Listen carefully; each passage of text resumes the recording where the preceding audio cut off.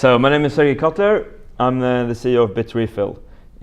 We're a company that sells digital goods. We help people live inside of the Bitcoin world, and so we help them do that by selling digital codes, gift codes, phone refills, things like that, that let you convert cryptocurrency straight to whatever it is that you're looking to buy. And so we got pulled into this stuff in 2017 when there was the whole fee situation, and we're doing very low value transactions, which obviously hit quite hard at us as a business, which kind of forced us to get really good at that stuff, and that's also how we got excited about Lightning. And so what I'm going to talk about today is to give you an update on an executive level about where the Lightning Network is at today, why I think that everybody in this room should strongly be considering integrating it. I'm going to give you some of the experiences that we've had during the past year from running Lightning in production. So as a backstory about Lightning at Bitrefill, we were the first service to sell something real with Lightning in the real world. On mainnet, we launched the same day that Lightning Labs client became available for people to install. We're still pretty sure that we're still the largest merchant that works with Lightning. Today, 5% of the volume on Bitrefill comes through Lightning, which makes Lightning payment roughly the same order of magnitude as Ethereum, running for the second place of our most used payment method. And so we've also started doing some utility services for people who live in the Lightning world. And I'm going to talk quite a bit more about that later on. And so if you look at the basic case of what Lightning looks like on Bitrefill, this is a standard order on Bitrefill. It's a customer that is looking to buy a gift code for Steam for $100. They see a QR code that they scan, and a familiar model that we're all used to from the Bitcoin world. I guess the difference here is that you can see is that there's no amount. All of that information is encoded in the Lightning invoice. But we also have a user accounts feature, which works in the way of a custodial wallet, as you would have on an exchange or something, where a user can deposit bitcoins using Lightning or regular bitcoins. And they can also withdraw using Lightning. And so here we see a deposit screen and a withdrawal screen. They also look relatively familiar to somebody who's used a deposit and withdrawal screen on an exchange. So, current status of the Lightning Network. It's been growing quite fast. So it went live in the early spring of last year on mainnet. Today we have just over 4,000 publicly visible nodes. The red charts is because they released a feature to hide private nodes so they wouldn't show up in this chart. But so there's 4,000 publicly visible nodes. A publicly visible node is someone who's running Lightning on like a server or on a computer. Not someone who would do it on, for example, a mobile phone or something like that. And so the 4,000 Lightning nodes is to be compared and seen as equivalent to regular Bitcoin nodes, of which there are 80,000 that are publicly visible and connectable. So ballpark 1 out of 20 Bitcoin nodes also runs Lightning. So around 5%, which I think is pretty cool. And I don't know if there's a coincidence between this and the 5% of our volume on Bitrefill. Probably it is a coincidence and nothing else, but I'm still curious. And so we have wallets on Android. There's several popular brands. I'm going to show you some pictures of those. They each on the Google Play Store have, they say that they have, the Google ranking says that it has more than 10,000 downloads. So that puts them at somewhere between 10,000 and 50,000. And then there was this whole trust chain thing that many of you all here remember, when there was a lot of activity on Twitter, people sending around Lightning payments to each other. It was really like a very simplistic idea of a guy who started sending around these Lightning coins and asked people to add 10,000 satoshis to each and then send it onwards and so on. And I don't think he anticipated it to become such a thing. It gathered some celebrity attention. I heard that somebody strongly pitched it to the Pope. But we had Jack Dorsey from the CEO of Twitter, also of Cash App, and also an investor in Lightning Labs. I guess is probably the most famous person who had the Lightning Torch at some point. But the Lightning Torch kind of like gave people a clear indication that this is for real.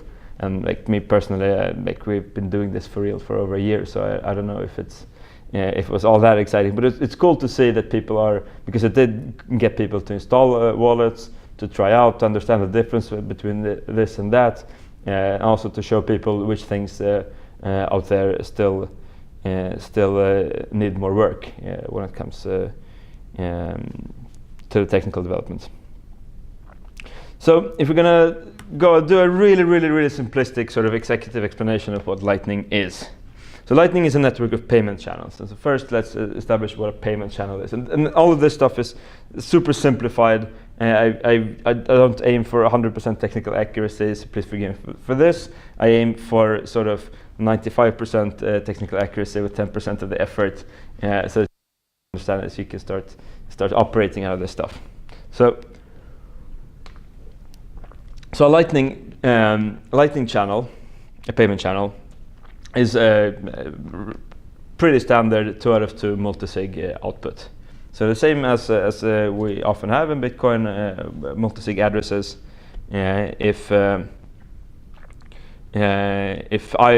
I want to open a channel with Jonas, what we do is we both send in our public keys.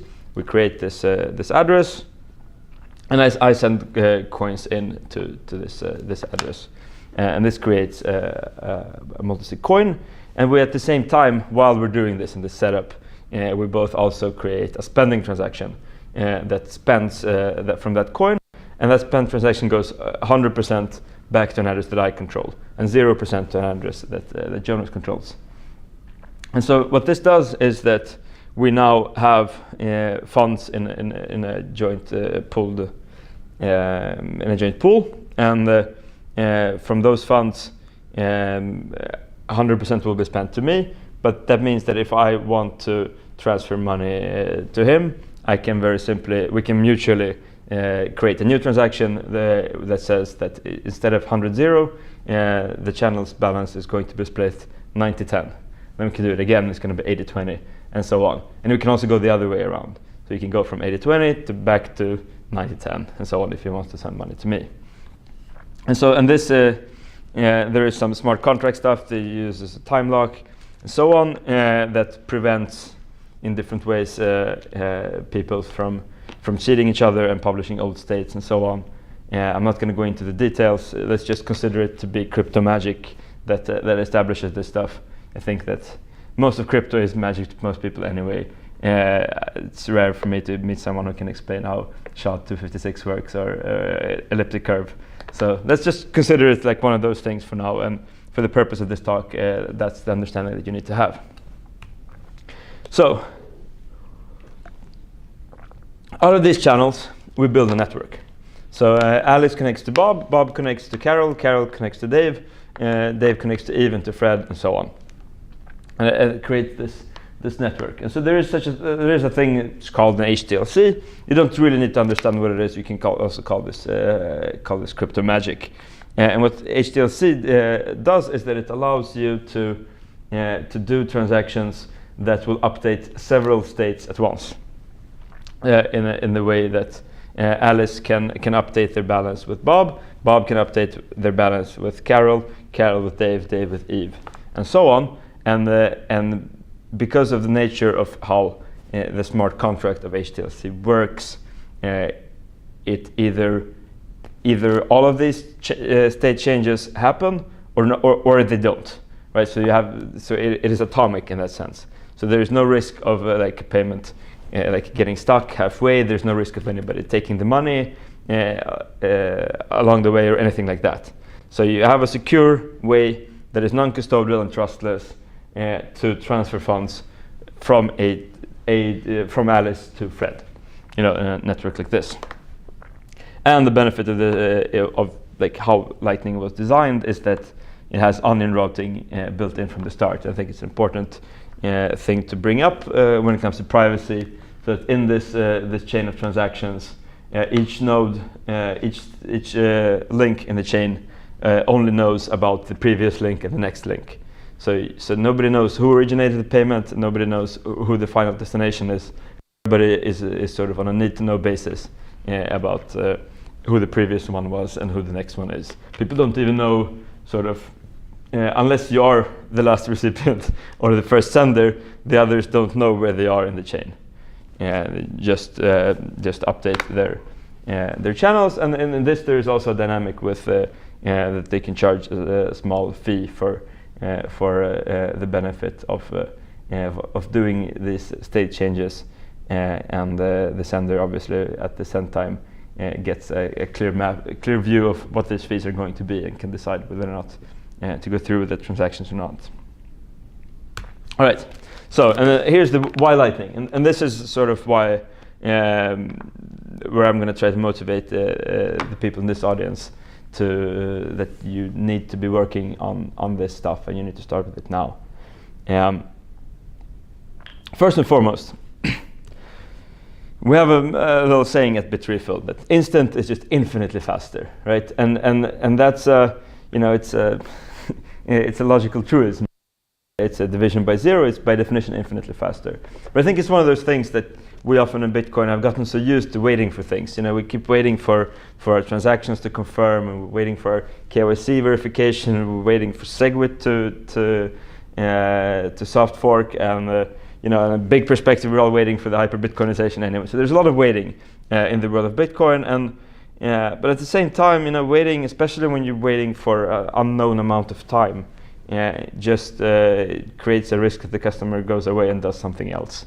At least for me, very often when I interact with services, especially when they require several transactions, that means it takes me several days, because every time I do a transaction, then I'm not going to sit around and wait for it to confirm. I do something else. I'm a distracted guy.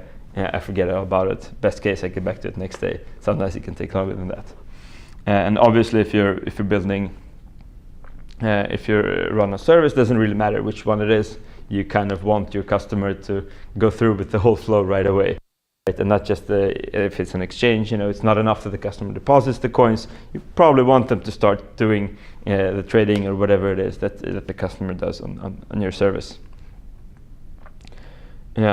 So the instantness, and I'm going to show a very small video demo, and it's super short, so I'm going to because it's fast. But this is sort of this isn't live, but it was recorded live on YouTube, and what we're going to see is a Lightning transfer from an exchange called Buda, which is a Latin American exchange who have been very early with adding Lightning, and also have stunning user experience, and the Bitrefill account. And so what we're I'm just going to play this, and you'll get the idea of what it looks like. So there's no business relationship between these two entities. It's just a Lightning transaction happening.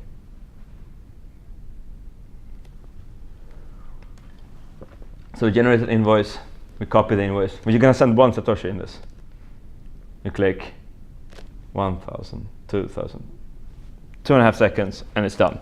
And so one Satoshi in this case was transferred from one account to another account over a trustless, open, decentralized network, but between two trusted companies.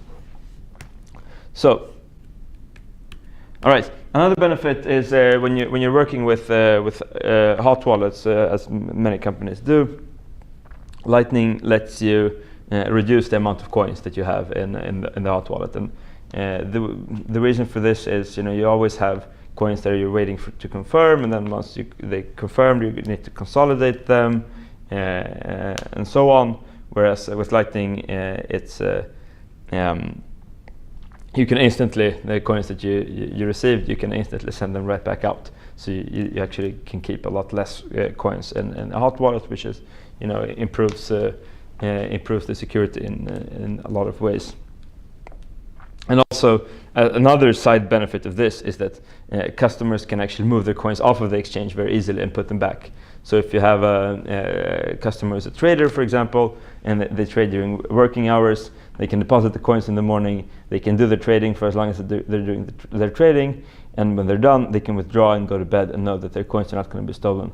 And next day, they can deposit it right back. And all of this happens seamlessly without any waiting around. Also benefit of this being instant. And if you think about that, this means that if people can withdraw their coins overnight, there's actually a lot less requirement to keep coins in cold storage as well, because you don't need to keep custody of so many customers' funds, at least in theory.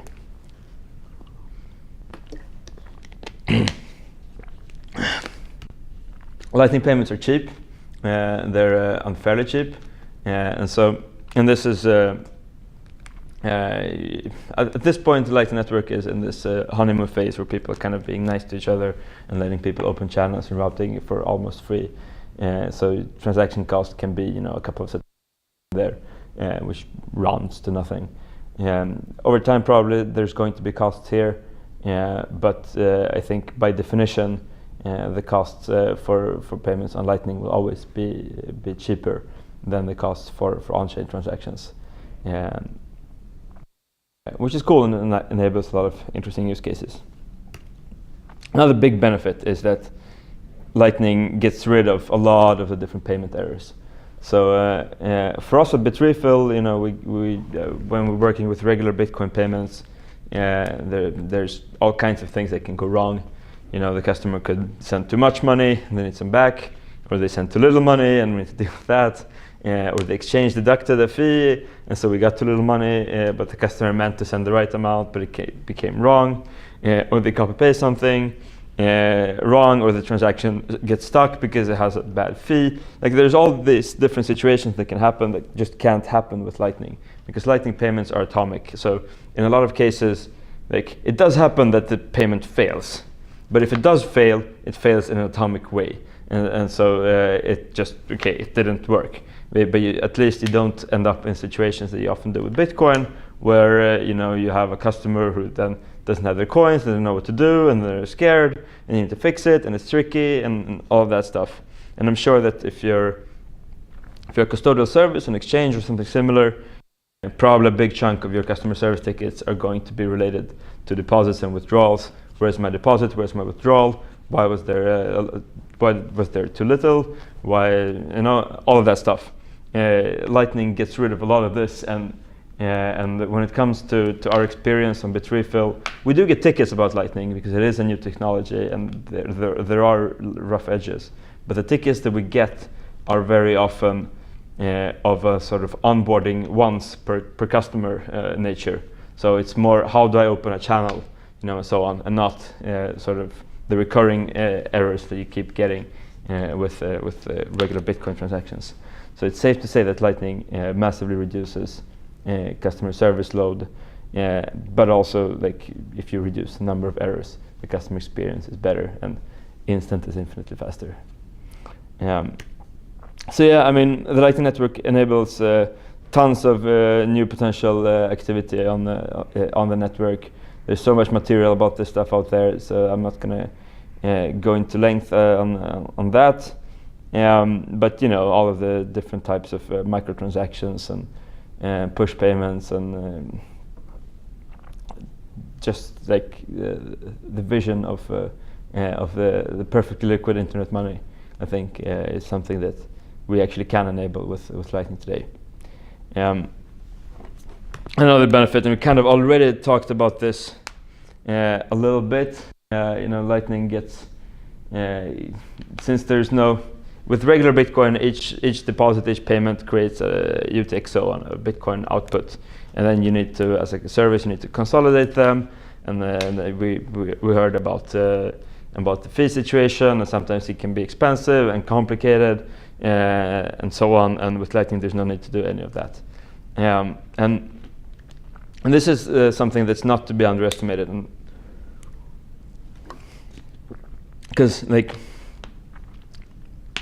if you look at like the fee situation on the Bitcoin network, the reality is that the vast majority of transactions are actually not Alice sends from her Android wallet to Bob's iPhone wallet to Carol's Electrum wallet, something like that. The vast majority of payments, and if you look at the individual payments inside the batched payments on Bitcoin, the vast majority, some 54% last time I checked, of payments are batched, right? So they must, by definition, almost be sent from some type of entity that are sending many things. So it's some type of exchange, custodial service, and so on. And this is only the ones that do batching, right? On top of this, you need to add the different services that still, to this point, do not do batching, right? So you're going to add the BitMEXes and the Coinbases and so on, and you're probably going to add not as 54, but probably like 60 or even 70, maybe even more than that, percent of all the traffic. And so if we look at where these coins are being sent, then let's see if I can get this to work.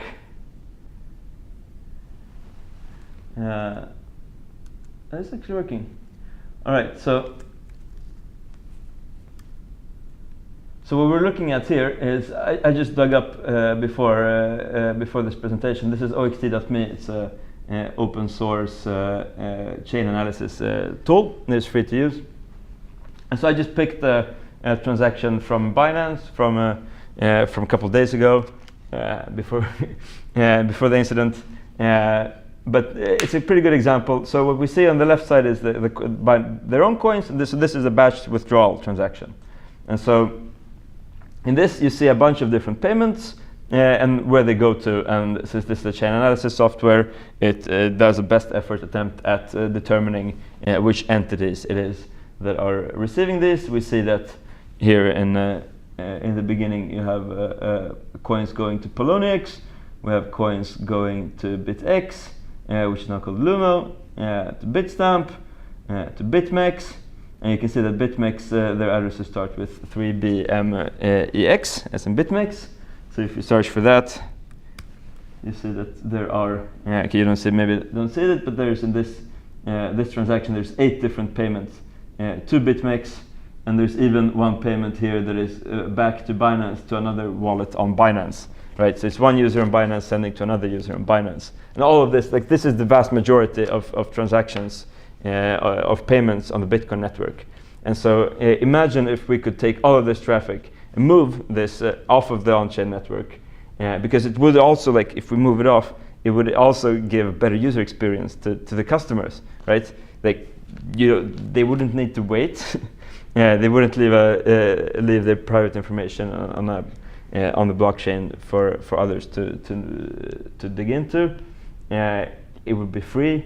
It would just be better for everybody. And if we get rid of all of this stuff, just from that improvement, we would have probably 5 or 10x more space on the Bitcoin network to do the regular P2P transactions and that kind of activity. I think this is an obvious win that is just waiting to happen. All right, so a quick look at what Lightning customers look like today, just from what we're seeing.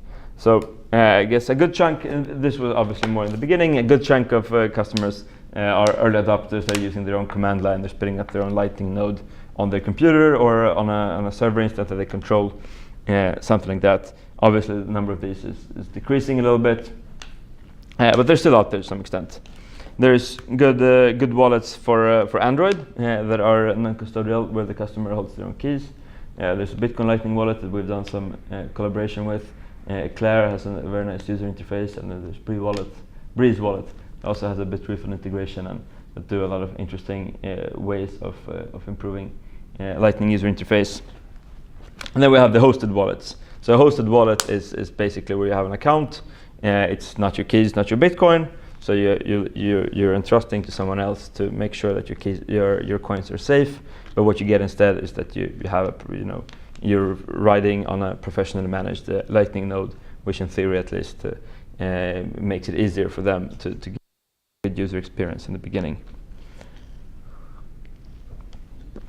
And we've seen that the Android wallets have 10,000 plus downloads, and Blue Wallet has 20,000 plus downloads, but that's on both iOS and Android. So they're all like of relatively equal size. And then you have this so-called cypherpunk boxes, like Casa, for example, Nodal, and so on, where people run a physical device that they have in their home that runs their Bitcoin node, their Lightning node, maybe Tor and some other services. And then they have an app and a browser extension that connect to that node and sort of interface with the browser and your personal cypherpunk device. For tomorrow, what we're expecting people to see, our customers to look like in a near future, we're waiting for a mainnet sort of fully mobile iPhone wallet. There should be something in that direction within months, I hope. From this is a screenshot from the Zap wallet, which is a very nice looking UX focused wallet. We're also seeing that the browsers are merging more and more with wallets, which I think is really exciting. This is a screenshot of the Joule browser extension, which is inspired by how it works in the Ethereum world with Web3 and MetaMask and so on. And so it's a browser extension that's similar to how I described the Casa node that connects to a Lightning node that runs somewhere, and it moves that right into the browser. And we also see, like in the Ethereum world, you have companies like Opera that are doing good things. There's the Bat browser that has a wallet, and there's the Gab browser that's supposedly working on Bitcoin. So I'm kind of optimistic that we are going to see at some point browsers becoming wallet and handling that. I think that that's probably a good thing for customer experience. And then, of course, we're still waiting for the custodial on-ramps, the Coinbases and the Cash Apps and the Xapos, where people buy coins from fiat. By definition, they are custodial because they deal with the present of banking. But also this allows them to have a good user experience. And you could also imagine a world where, if you have one of these, then that means that you don't even have to hold any Bitcoins, but you can at any moment pay any Bitcoin invoice anywhere in the world, which is super useful. And of course, the exchanges. This is not an announcement in any way, but we're waiting for exchanges to start realizing this stuff is important to them. I think that once they realize that they can massively reduce customer service tickets, just have a competitive advantage of being able for customers to be able to start off right away. I think once that starts happening, we're going to see them participate in the network in a much bigger way. And because a reality of all of this stuff is that, I kind of talked about this already, that we imagine that most transactions are going to be peer-to-peer, like person to person. But in reality, the way that money works, and even today, if you think about the last time you did a monetary, you paid somebody or got paid, most likely that interaction was with a company and not with a person, right? And so this is just the way that money works and society works. And so I think that we need to accept that companies are going to be part of the financial ecosystem that we're using, and that this is sort of this is normal and okay. As we a little bit already started to discuss, obviously custodial is strictly simpler, and we know that it is working well enough for exchanges to come on board. With the non-custodial, there's more challenges, and this is something that we at Bitrefill are working towards as well. So we've, for example, launched a product called Thor, which is a Lightning service provider, and I'm going to explain to you a little bit what that is. Well, we named it after the Nordic god of Thor, who in the mythology was a Lightning service provider. And so this is from this was the Bitsy manager that made this nice picture of next to an article about it. But so Thor uses like a model that resembles the ISP, so an internet service provider. So think of that how your mobile phone that you have in your pocket is connected to the information superhighway by a mobile carrier, and that is their business. They connection between this little thing and the World Wide Web. And so in a similar way, Thor connects the wallet, the Lightning wallet in your little thing with the financial superhighway that is the Lightning Network. And so this is important because, like, if you think about, for example, the trust chain, or if you're going to receive some coins from somebody, the way that Lightning works is that you need to have a channel to receive, right? And you need to have a channel that is that it has some empty space in it, so you can fill it up more, right? And so this makes it tricky if you're starting out with an empty wallet. You can't naturally receive coins. And so what Thor does is that it opens that channel, an empty channel, to the customer, so that they can start receiving coins, basically. And then we maintain this over time and guarantee that we're going to keep it open for some time so that you can continue using this. And for this, like in this scenario, we're locking up a bit of capital into this channel, and for this reason, this is a paid service. Like, we can't just offer it for free, because then we would pretty quickly run out of bitcoins to having this. And so yeah, so Thor was quite popular, and so we decided to double down on this, and we made a new iteration of it that we called Thor Turbo. And what Turbo does is it uses something called turbo channels, and turbo channels are channels that are loaded with money on them right away. And so the way that the game theory of Lightning works means that the customer who gets the channel with funds on it, they can start sending from it. And we, as a company, since we opened that channel as well, we can be confident that the customer can't cheat us in any way. And so this way, a user can, from receiving this, they can go live on the Lightning Network and start shopping and buying stuff, not necessarily from us even. And since we sell these channels and do our zero-conf processing on that as well, it becomes theoretically possible for somebody to go from like no Lightning to actually buying stuff on Lightning without any waiting for confirmations in the process. And we have an API that for this stuff as well, for because we're getting interest from both wallets and exchanges and so on, so that they want to offer this to the customers as a service. So we're just writing the documentation and so on, and we'll soon have an API product in this. So there's a lot of interesting future tech coming up in Lightning, and there's so much material about this as well. And a lot of it has fancy names, but are just descriptions of how things are going to be faster and better and so on. And I'm going to a little bit skip through some of this. I'm going to talk about some of the things that I'm most excited about. And one of those things is the reusable addresses. So I mentioned in the beginning that Lightning uses an invoice model, which is nice for a lot of things, but what you can't do is you can't set it and forget it. And so there is a way of doing Lightning addresses called Sphinx, which allows you to generate a string that looks like a Bitcoin address. Sort of, it's a bunch of gibberish, but you can copy it, you can paste it somewhere, and whoever has it can then send you transactions whenever and however they want. And so this mimics how it worked in on-chain Bitcoin, but with the one big benefit, which is that there's no blockchain in here, so there's no chain analysis. Like with regular Bitcoin, people try to avoid address reuse because it has privacy problems. Whereas with this stuff, you can just really set it and forget it, and everything is just works. So that's cool. Splicing in and out. If you remember that a Lightning channel is just a multisig, so you can spend that multisig. If you jointly agree to spend that multisig together with another coin, you could then, with that, create a new multisig, which is a new channel. And that's a very simple way of explaining that you can make channels bigger and smaller in that fashion.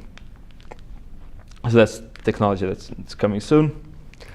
And larger channels, like we tend to say at Bitrefill that the best customer should have the best customer experience, or at the very least they shouldn't have a worse customer experience, right? So I want to make sure that people can use Lightning even if their purchase is a little bit larger than the arbitrary limit. This is something that's probably going to be relevant anyway because of some other technological improvements. But I think we should expect that people are going to start sending a little bit bigger transactions on the Lightning Network in a not so distant future. So this is what I have. I have a demo as well of showing how Thor works and to open a channel. But maybe we can do that a little bit after, and for now we can go to Q&A.